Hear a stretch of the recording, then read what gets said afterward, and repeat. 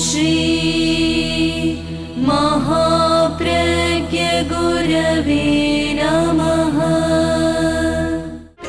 जिसके सांसों में रहता है शाश्वत शांति का स्पंदन, उस महाप्रज्ञ को वंदन, उस महाप्रज्ञ को वंदन।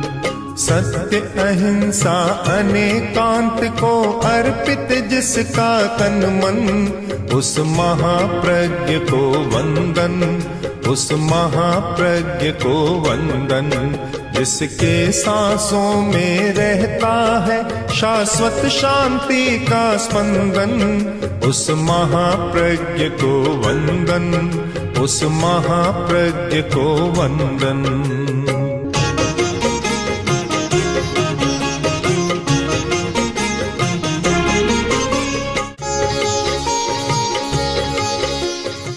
प्राचीन साहित्य में अनेक प्रकार की कलाएं बतलाई गई।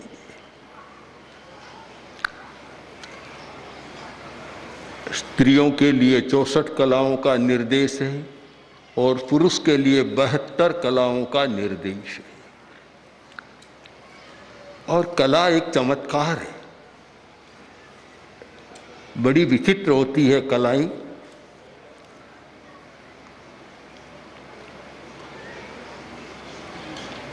एक व्यक्ति एक काम करता है और उसके साथ कला शब्द जुड़ जाता है तो उसका सौंदर्य सतगुणित हो जाता है।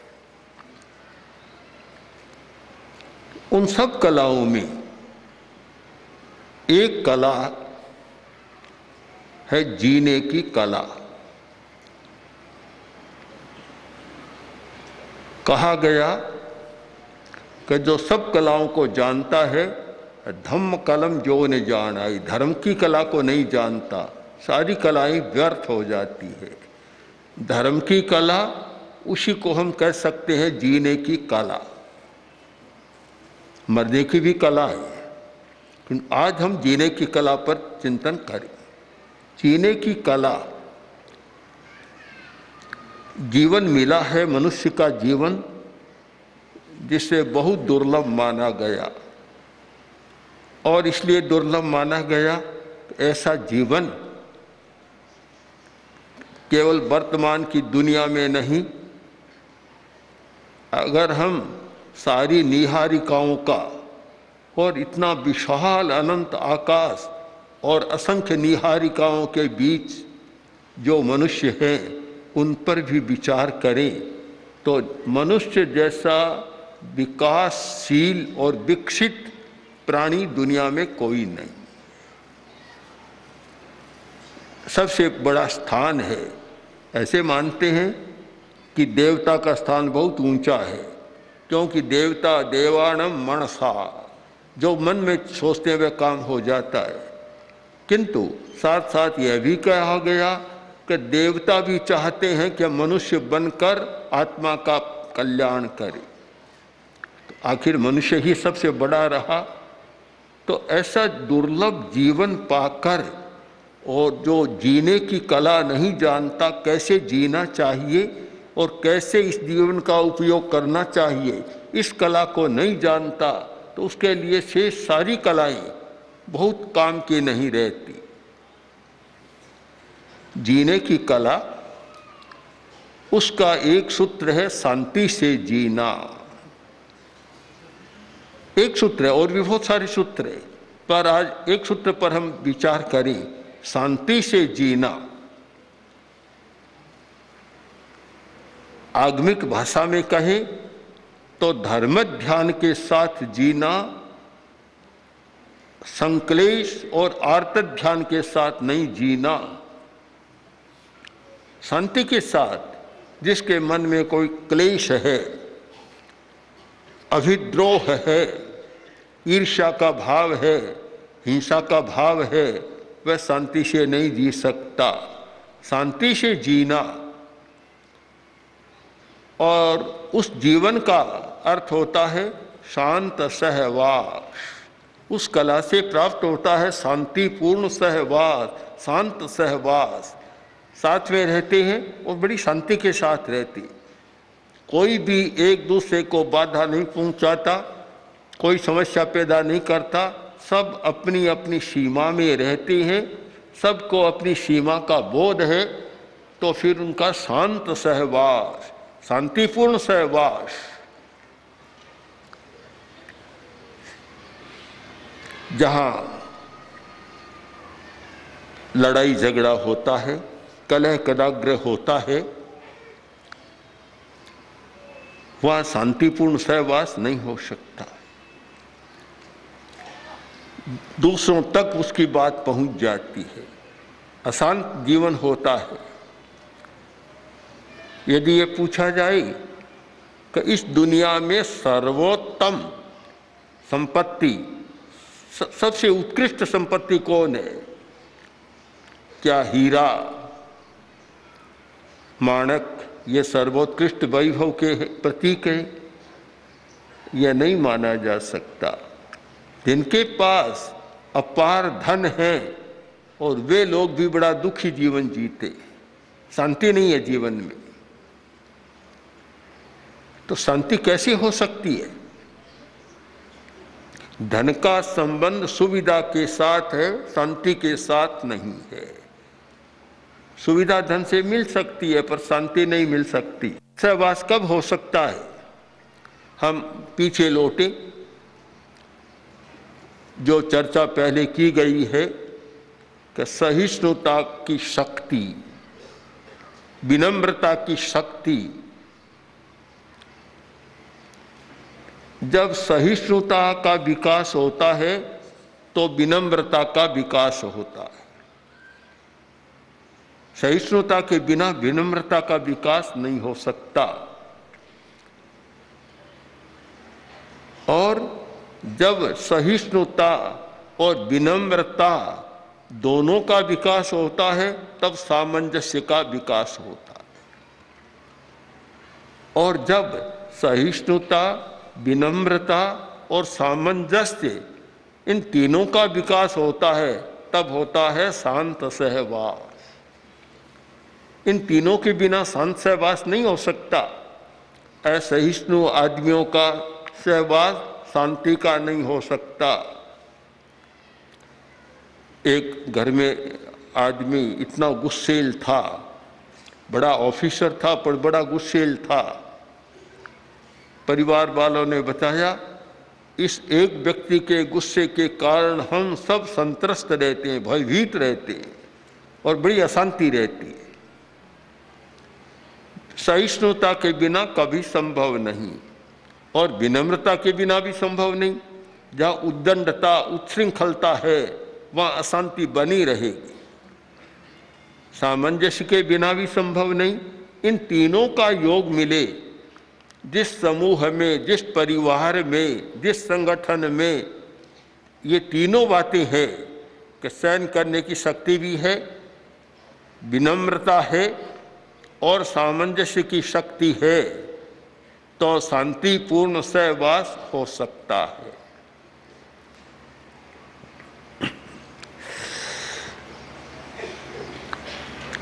इसके सिवाय एक गुण और अपेक्षित है और वह है आवेश पर नियंत्रण का अभ्यास। आवेश पर नियंत्रण बहुत कठिन बात है। हर व्यक्ति के अपने अपने आवेश होते हैं। कसाई के आवेश अलग अलग होते हैं। किसी में मंद है, किसी में मध्यम है, किसी में तीव्र है। और ये इमोशन की समस्या सर्वत्र रहती है। ये तारतम्य भी रहता है।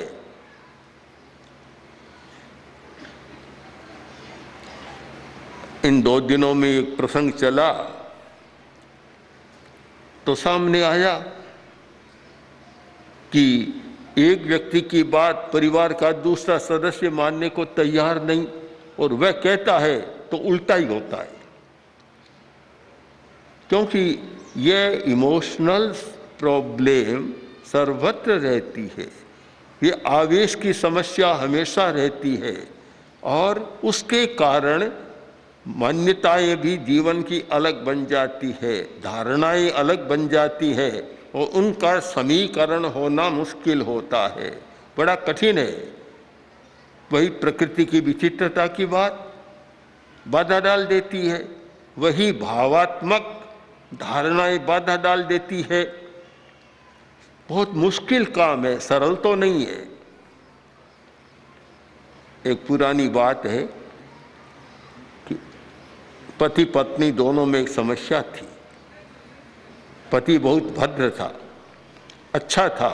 पत्नी की समस्या यह कि यह काम करो कभी नहीं करे और ये मत करो तो जरूर करे, ऐसी स्वभाव की जटिलता थी। पति बड़ा परेशान था, घर वाले भी परेशान थे, क्या करें।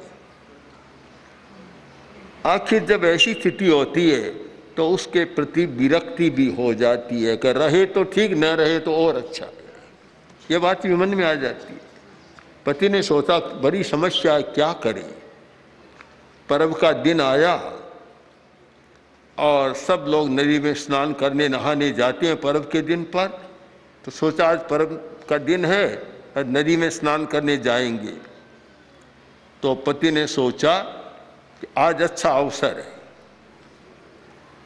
उसने कहा देखो आज पर्व का दिन है, हजारों लोग आएंगे स्नान करने के लिए, तुम भी जाओ तो बढ़िया कपड़े पहन कर जाना, नहीं तो अच्छा नहीं लगेगा। कहा नहीं, बिल्कुल नहीं पहनूं। फिर कहा कि कोई बात नहीं, पर थोड़ा गहना तो पहन कर जाना। कि नहीं है वही उतार दो, जो कहे वह नहीं करना।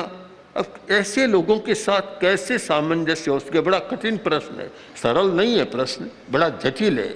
जो हर बात में नकारात्मक दृष्टि से देखता है, सोचता है।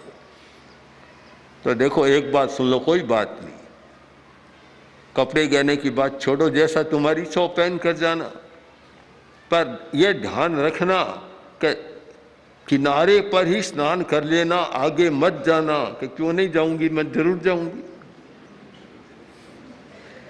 आखिर गई, पति की होशियारी काम लग गई, गहने भी बच गए, बढ़िया कपड़े भी बच गए, किनारे पर रहना नहीं, थोड़े आगे बढ़ी। स्नान तो किनारे पर नहीं करना, पति ने कह दिया किनारे पर करना, तो वह करना ही नहीं है।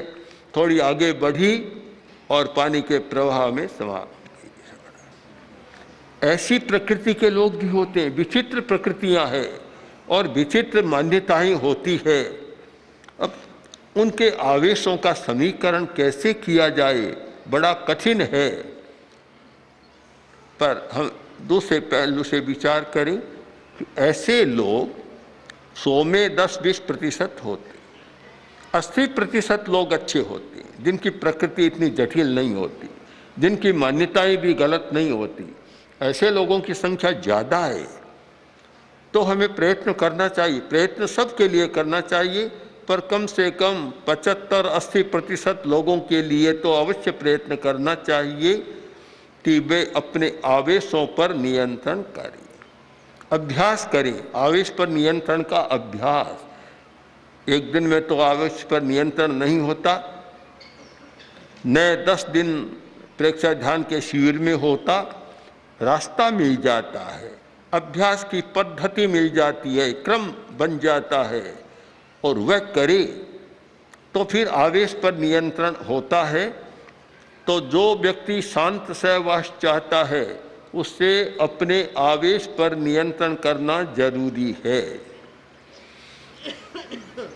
हमने ऐसे लोगों को देखा कि पिता का आवेश शांत है तो पुत्र भी बहुत विनीत है उसके लिए, पुत्र बहुएं भी विनीत विनीत है, पूरा परिवार उनके बस में है। जैसे वृद्ध हैं, काम नहीं कर रहे घर का कोई भी, पर सब उनके अधीन होकर चलते। और जिनका आवेश शांत नहीं है, ऐसे पिताओं को भी देखा कि पुत्र उनको पूछते नहीं है, थोड़ा बहुत आगे से करते हैं, आगे चला जाता है तो पुत्र भी कहता है मेरा पिता तो निकम्मा है, इनकी बात सुनना मत, ध्यान मत देना। साहब यह भी देखा है। कारण कि आवेश पर नियंत्रण नहीं है। एक अवस्था के बाद तो और अधिक नियंत्रण होना चाहिए, और अपनी अवस्था को देखकर अवश्य होना चाहिए कि 40 वर्ष के बाद अवस्था ढलती जाती है। उस स्थिति में तो और विचार करना, यदि मेरा अपने आवेशों पर नियंत्रण नहीं होगा तो इधर तो कर्मजा शक्ति कम होती जा रही है, पूछ घट जाएगी, और दूसरे में आवेश रहा तो और भी लोग दूर हो जाएंगे। हर आदमी को भविष्य दर्शन करना चाहिए। आज 30 वर्ष का है, 40 वर्ष का है, उसे 70 और 80 वर्ष सामने रखना चाहिए। तो आज मैं हूं, उसके बाद क्या होगा। और यह भी याद रखना चाहिए कि अगर 70-80 का हो गया तो आगे मृत्यु भी तो है, आगे क्या होगा उस पर भी विचार करना चाहिए। अवस्था की बढ़त और मृत्यु दोनों को सामने रखकर और अपने कार्यक्रम का निर्धारण करे और आवेश पर नियंत्रण करने का अभ्यास करे तो अच्छा हो सकता है। शांत सहवास का एक और सूत्र वह है आवेश पर नियंत्रण, और एक सूत्र है सापेक्ष दृष्टिकोण का विकास। शांत सहवास तब रह सकता है जब हमारी दृष्टि सापेक्ष है। हम अपेक्षा को समझते हैं कि कौन व्यक्ति किस अपेक्षा से क्या कर रहा है, और मेरी भी अपेक्षा है, उसकी भी अपेक्षा है। मैं दूसरे की अपेक्षा को नकारूं नहीं, गौण नहीं करूं। यह सापेक्ष दृष्टि का विकास जब होता है तो शांत सहवास रहता है।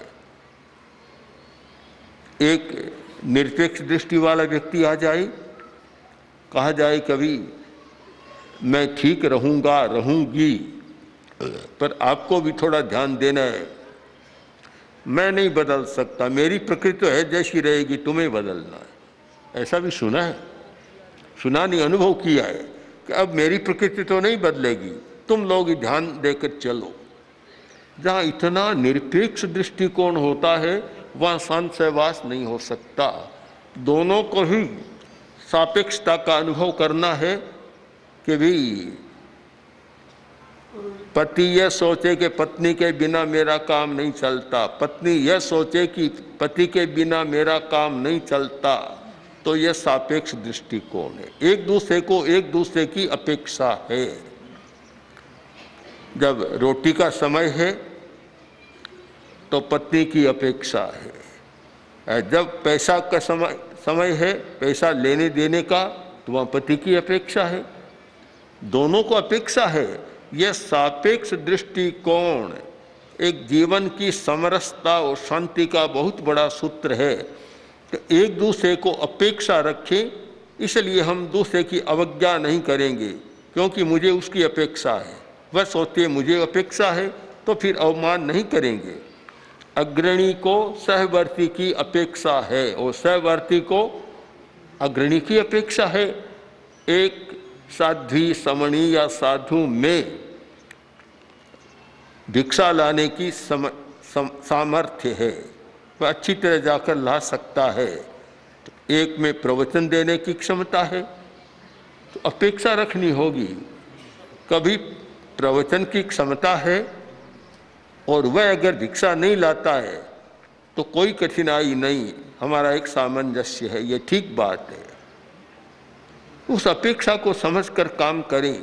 एक दूसरे की अपेक्षा, सापेक्षता निरपेक्ष नहीं है, बस ये धारणा बन जाए तो फिर शांत सहवास के लिए बहुत अच्छा मौका मिलता है। एक सूत्र और है तटस्थ मनोवृत्ति का विकास। बड़ी समस्या है, जहाँ पक्षपात होता है वहाँ शांत सहवास नहीं हो सकता।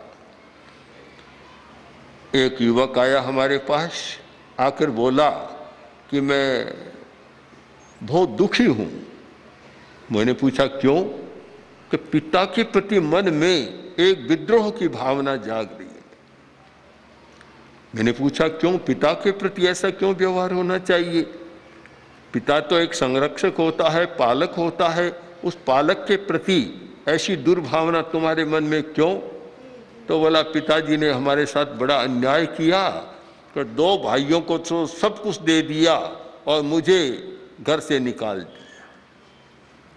यह तटस्थ वृत्ति का अतिक्रमण है। जहाँ पक्षपात होता है वहाँ संत सहवास नहीं हो सकता। एक सहवर्ती साधु को लगे कि अग्रणी साधु है, उसका अमुक के प्रति झुकाव है, मेरे प्रति नहीं है, वहाँ संत सहवास खंडित होना शुरू हो जाता है।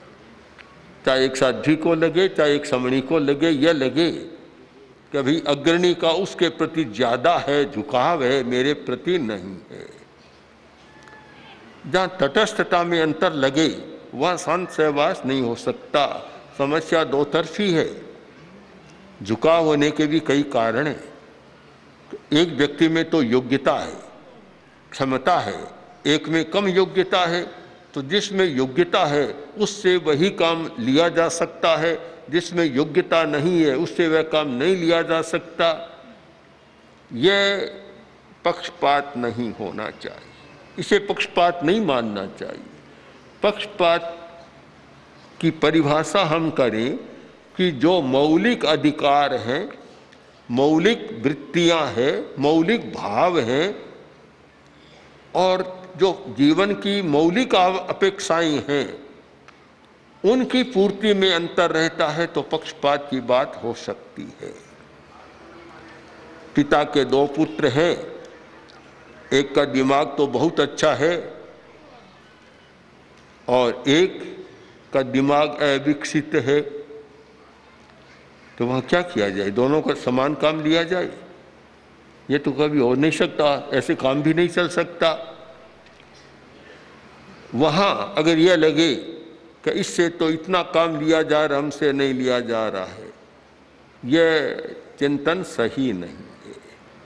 हमें परिभाषा निश्चित करनी होगी मौलिकता के आधार पर कि जीवन की मूलभूत अपेक्षाएं, अब आवश्यकताएं और मूलभूत अधिकार, उनका कहीं हनन नहीं होना चाहिए। उनका हनन होता है तो फिर वह पक्षपात की बात आ जाती है।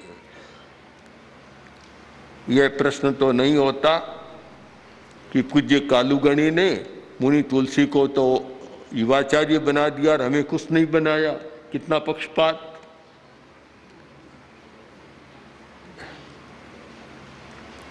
आचार्य तुलसी ने मुझे बना दिया, औरों को नहीं बनाया, यह भी पक्षपात। और मैंने महाश्रमण को उत्तराधिकारी बना दिया, दूसरे साधु को नहीं बनाया, यह भी पक्षपात हो सकता है, माना जा सकता है, कह सकते हैं। पर हमें पक्षपात की परिभाषा भी स्पष्ट समझ लेनी चाहिए जिससे दिमाग उलझे नहीं। पक्षपात का मतलब है जिनका एक समान अधिकार है, उस अधिकार में अंतर डाले तो पक्षपात हो सकता है। मान लो एक गृहस्थ की दृष्टि से विचार करें कि पिता के पास 4 करोड़ रुपये हैं, 3 बेटों को तो 1-1 करोड़ दे दिया और एक को का तुम्हारे कुछ नहीं, तो फिर पक्षपात हो सकता है। क्यों? वह समान अधिकार है, उनका भी अधिकार है कि अगर विभाग हो तो चारों का समान हो, तो फिर पक्षपात माना जा सकता है कि पक्षपात है। और वह पक्षपात पारिवारिक समस्या पैदा करता है और सामूहिक समस्या भी पैदा करता है। ऐसे ही धर्म क्षेत्र में भी हो सकता है। इसीलिए तो व्यवस्था की गई कि 4 साधु हैं, दीक्षा के लिए गए, 1 रोटी मिली तो चारों के 4 खंड हो जाएंगे, अकेला कोई नहीं। यह नहीं कि बड़ा है वह तो आधी खा ले, दूसरों को थोड़ा थोड़ा दे, ऐसा पक्षपात हो जाएगा। या बड़ा खाए और अपना जो उप उसको भी ज़्यादा दे दे, दूसरों को कम दे, तो फिर पक्षपात हो जाएगा। बहुत स्पष्ट रहे कि जो हमारे मौलिक अधिकार, मौलिक अपेक्षाएं हैं, जीवन की अपेक्षाएं, उनमें सबके साथ समान व्यवहार। उपनिषद का वाक्य बड़ा सुंदर है, आनंदो वही ब्रह्म है। ब्रह्म और क्या है? आनंद की अनुभूति तो ब्रह्म है। इसका अनुभव करे और उसके लिए जीने की कला, और जीने की कला का महत्वपूर्ण सूत्र है शांत सहवास। ओम ओम श्री महाप्रज्ञ गुरवे नमः। ओम श्री महाप्रज्ञ गुरवे नमः। ओम श्री महाप्रज्ञ गुरवे नमः। ओम श्री महाप्रज्ञ गुरवे